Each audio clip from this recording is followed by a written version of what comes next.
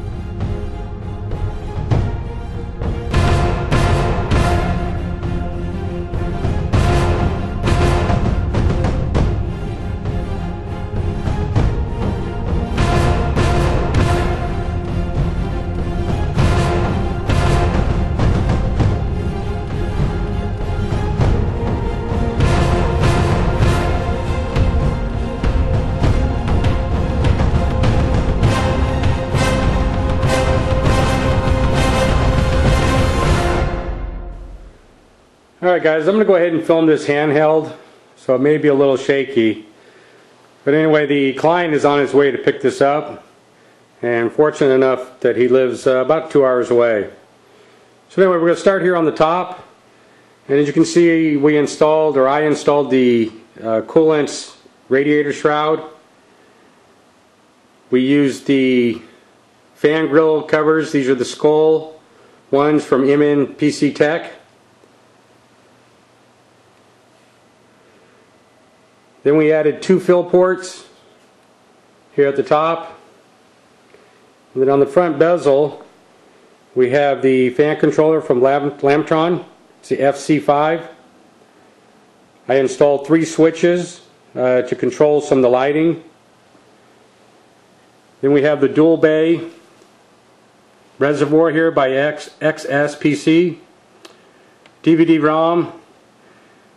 And then as you can see here, I installed a fan grill cover here on the front door. And this front door is for the access to the hard drives.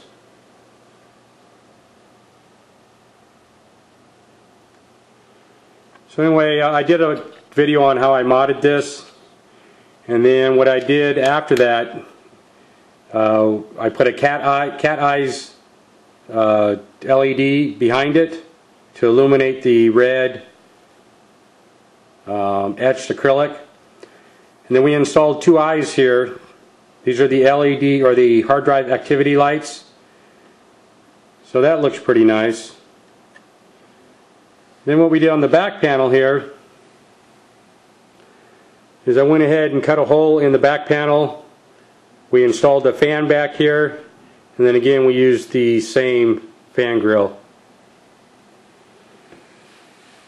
Alright, on the business side here, we kind of did the same thing. I cut the hole, added the fan, put the fan grill on. This is to introduce air into the hard drive cage.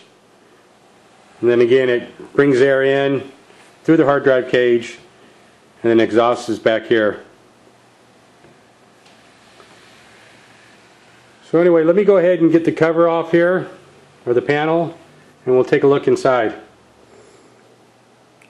Alright guys, looking on the inside here, we'll go ahead and start at the top. And as you can see here, I mounted the LED bar that the client had purchased. And I actually mounted that to the rail for the side panel. And it comes with these clips here. So I was just able to drill into the the rail for the side panel, and then mount the clips, and then of course mount the LED bar. I also put one here. Now the client had already purchased these when I had suggested that we go with LED strips so they wouldn't be noticeable. But I guess it turned out okay. These definitely don't come black. I had to spray these black, and as you can see, I taped them off. There's a little slight bleed through, but I don't think you're really going to notice it. Again, here's the fan that we mounted for the hard drive cage, and as you know, with the 800D, it does come with a 140mm fan. Unfortunately, the fans that the client wanted to use only come in 120mm, so we purchased a bracket here that'll actually adapt from 140mm to 120mm fans. And then let's see, let's just work our way up here. As you can see, I single sleeved all the cables. I alternated black and red, and you can see them better here.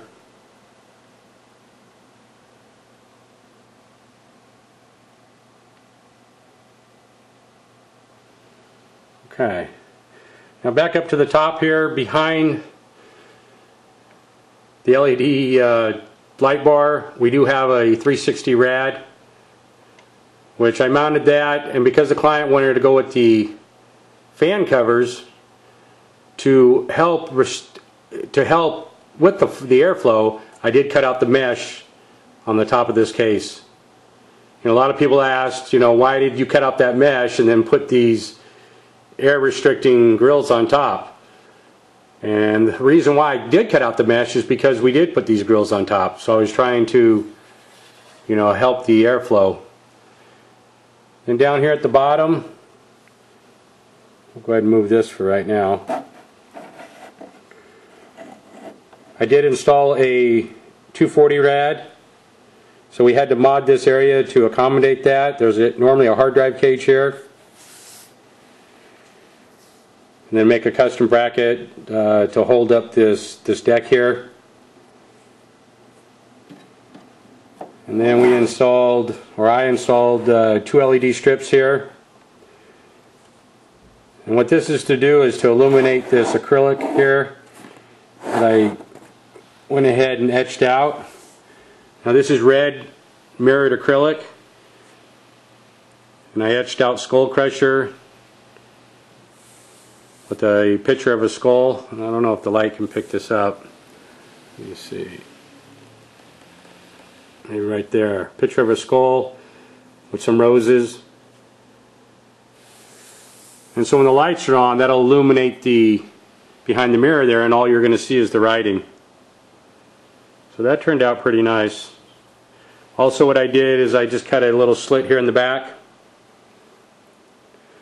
so the client can easily slide that in and out. And that way he'll have access back here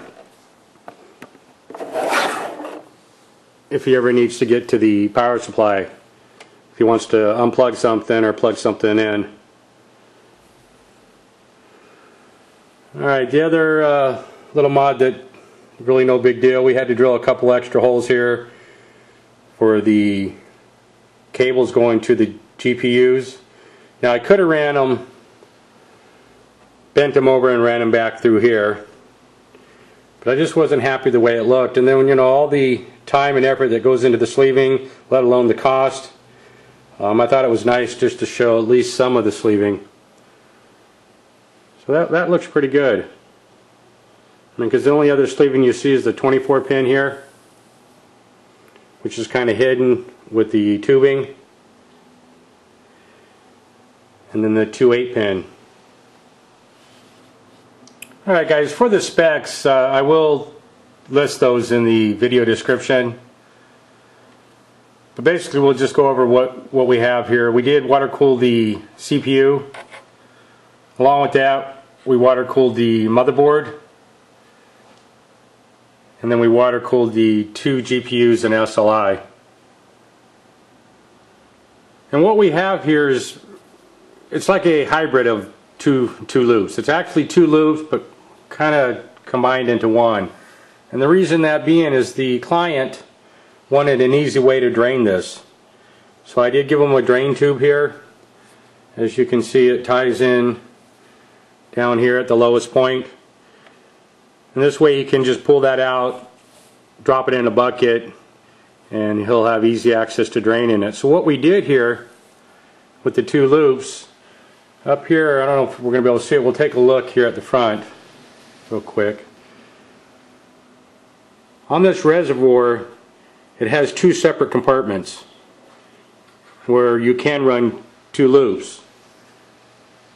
So if you're not concerned about having an easy access to draining, then you would go ahead and run two loops. But because I only wanted one drain, what we did is, coming out of the one side of the reservoir, we went up into the 360 rad here at the top, and the client chose to put the 360 on the CPU and the motherboard.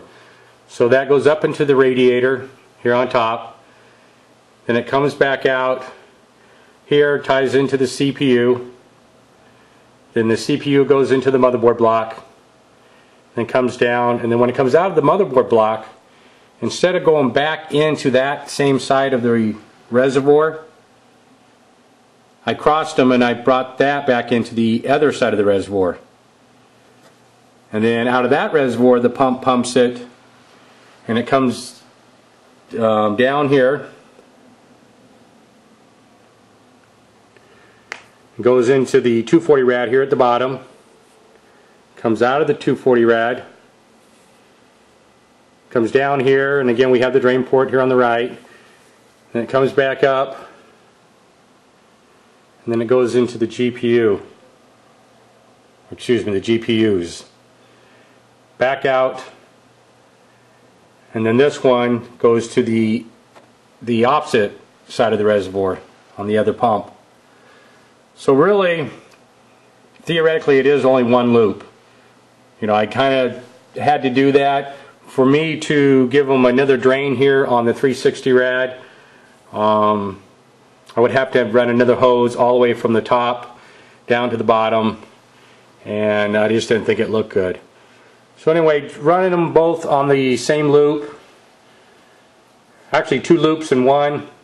We're at 4.2 gigahertz is what I've got it overclocked to. We're about 38 degrees Celsius, so that's not too shabby.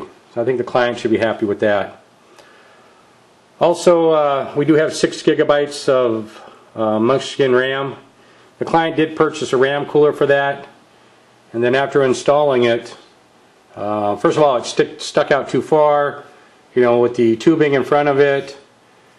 You know, I just wasn't happy the way it looked, so I went ahead and took that off and sent it along with the client. If he wants to install that back on there, then he can. So anyway, that's pretty much the inside here. Not sure what else I can show you.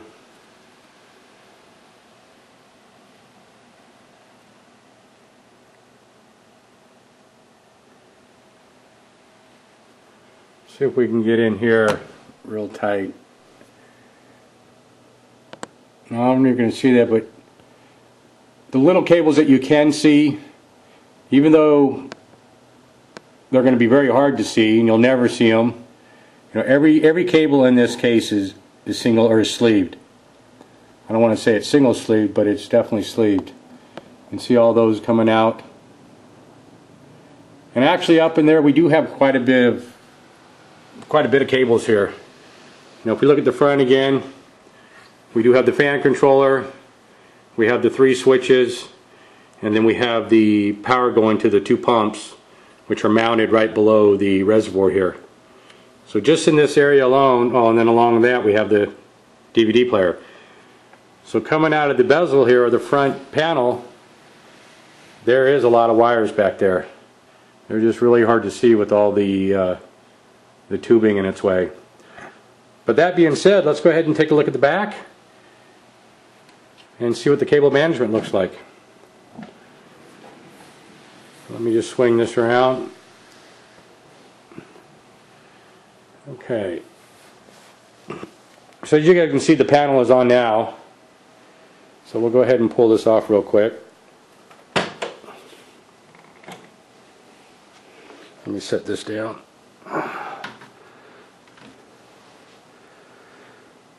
Alright, let me just back up so you guys can get a full view of the cable management. So this is probably what takes the most time. Is it necessary? You know, you're never going to see the back, but I find it very necessary. It's just kind of the way I am. And even though you're not going to see the back, it's nice, neat, it's organized, and quite honestly, even though it may look confusing to some, when the client needs to go pull something out or replace something or change something or add something, he's going to be able to track down those power cables with ease. You know, I know the back is something that you're not going to see, and most people run them out the back and they kind of, you know, they run any which way they can. They cross each other, they tangle with each other, and that's fine. I mean, you're never going to see it. But this is the extra step that I go for my clients. And let's get a closer look and we'll see. First of all, you can see here, I do have several terminal blocks here. Let me get down lower so you can see better. So what we have here first, as you can see, I ran single rail terminal blocks. One's a positive side, one's a negative side. And what I do is you can see I've painted one red, one black. This is where the power is coming in. And then some of the components in here I can just run the cables, you know, right to this power block or terminal. And then what we have up here is another terminal block for the 3 switches. So instead of having the, let's say, the LED cold cathode going right to a switch, if the cold cathode goes out or he wants to replace it, it's going to be a lot easier for him to not only find which one it is, because I have every one of them labeled. You know, he won't have to pull the switch out, desolder the switch, and I didn't even solder the switch. I use all quick connects. But anyway, this way he can just pull it out here, pull out the cold cathode, and replace it. So anyway, I'm not going to go over what each cable is. You guys can probably figure it out. These are the front panel cables, though, as you can see. This is F6 sleeving. It's an open type sleeving that you can bundle up, you know, a bunch of cables and then run them down and, you know, bring them to their designated spots. These are the 2 8-pin cables going up to the motherboard. And you can see those are nice and neat. I did have to add a couple extensions right there. Another thing that I was really conscious about is Corsair does provide access to the retention plate behind your CPU, and that's a wonderful thing. They do a large one which will fit most motherboards, so that's a plus. But when you go to do cable management, you know, you've got to kind of leave this open or have access to this, or you're defeating the purpose. And as you can see, I just clipped the corner here with it. As you can see, I'll open this up. Let's see. And then what he has to do is just move that back, and then that opens up. And then closing it, the same thing. You can see it just barely clips it.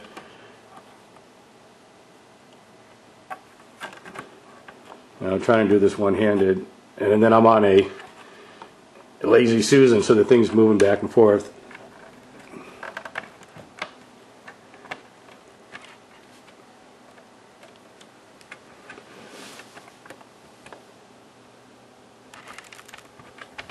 Alright. I hate it when people try to do things with one hand. Just use a tripod, but like I said, I'm just trying to get this done before the client gets here, because once this is gone, then there's going to be no more videos. So anyway, here's the 24 pin. These are special cable management rails that I use to actually separate these. What it does, it keeps them flat, and you can see I kind of double decker them. You know, and you can bundle them all up in one big bunch and kind of strap them in, kind of like I did here. I used cable clamps with a zip tie, but even like that, they have a tendency to still want to stick out further than you'd like. So I'd like to bring them out of the power supply, you know, flatten them down, and then right before they go back through the holes, just let them bunch up. So again, everywhere that I went ahead and mounted the cables, I did use cable clamps.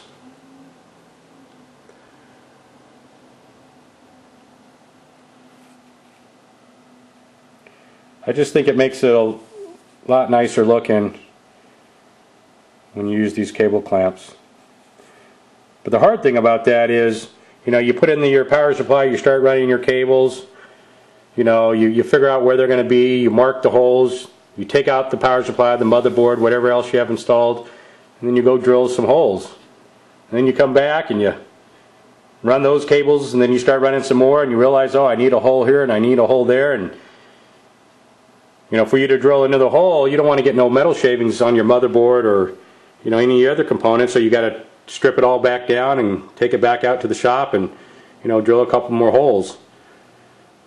So quite honestly, I mean, just to do what you can see here, you know, I had this thing, you know, the motherboard, you know, the graphic cards, whatever else, the hard drives, everything mounted probably 3 or 4 different times where I had to pull everything back out, just take it into the shop and, you know, drill maybe another half dozen holes or so.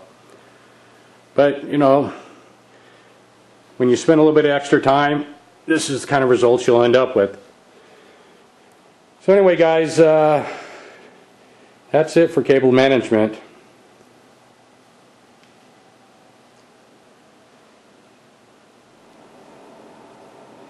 Alright guys, this is what it looks like when it's turned on. Now it is daytime, so I just turn off all the interior lights, and that's just sunlight coming in. But anyway, at the end of this video I'll show you what it looks like, you know, at night in complete darkness. But the quality of the video just isn't very good. The camera just, you know, puts too much grain or too much noise into the video. So anyway, as you can see, the etched acrylic that I did, how that illuminates. And again, once the side panel is on, you know, all you're going to see is the area where I etched it.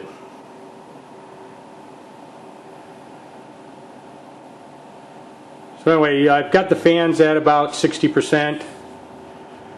So this is about how loud it's going to be. Unless he's gaming, then he'll turn everything up to 100%.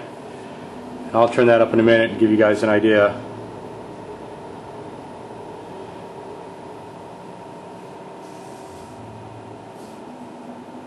We'll take a look at the front here.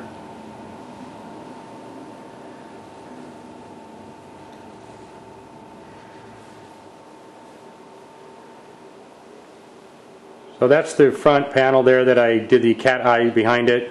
That was to illuminate behind the acrylic, and then the hard drive activity lights. I don't have it hooked up to a monitor right now, so you won't be able to see them. In the video that I show you later, you'll see them. I'm actually, you know, transferring some documents or some files, so they will. You'll get a good view of them. And then the reservoir here, and then 3 switches. And the first one here turns off this here. The second one, let me just move over here, is for the LED bars. Let me see if I can get those on. So that's what it is with the lights, with those turned on. Oh, I'm going to try to do that again.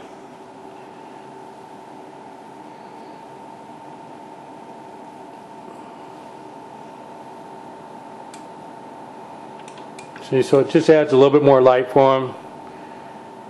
And if it's too bright, and of course you can turn them off. And then the last one is for down here.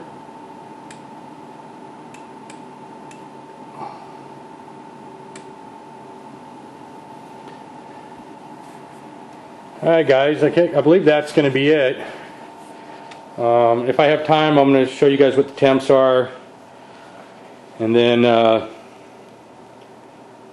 do some benchmarking. But the client again is on his way, so let me end this video and see if I can get it hooked up, and at least do a screenshot of the temps, what I got it overclocked to, and the benchmarking. Oh, anyway, let me turn the fans up all the way so you guys can hear this.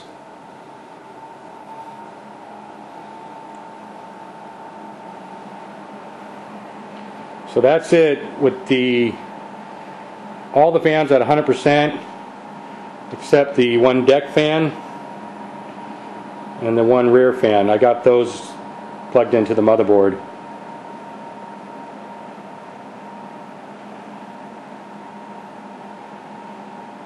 So it is a little loud. It's not so ear piercing that it's going to bother the client. But with 12 fans in here, you're going to expect a little bit of noise. But it definitely helps keep the temps down.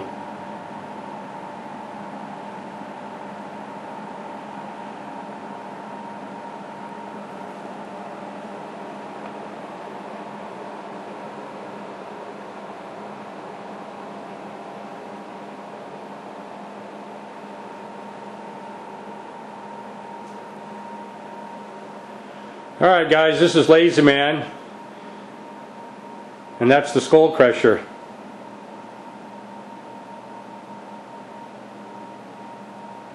Alright, take a look at the pics at the end, and again I'll show you guys some of the temps.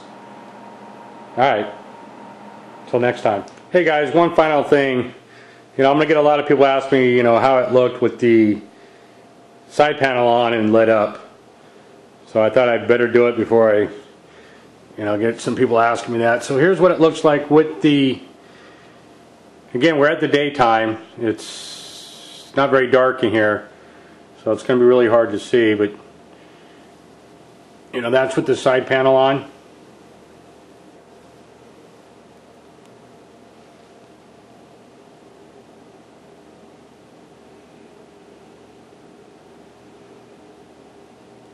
And really, the LED bars, the only part you really see is that one there, just about the half of the bottom of it. The top one's completely hidden.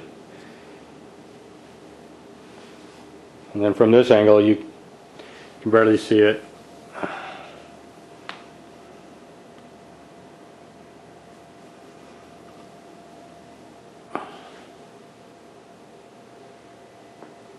Alright, let's take a look at the front here. We'll go ahead and turn this off, and we'll see the hard drive activity lights here that I mounted on the front of this fan grill. So you can see that they're blinking a little now.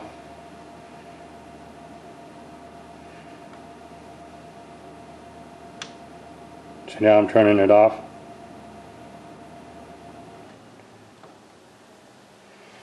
So anyway, you can get those fan grills from PC Tech. Of course, you're going to have to mod it yourself, but it wasn't really that hard. So anyway, guys, again, I want everybody to have a happy New Year. And this is Lazy Man. Till next time.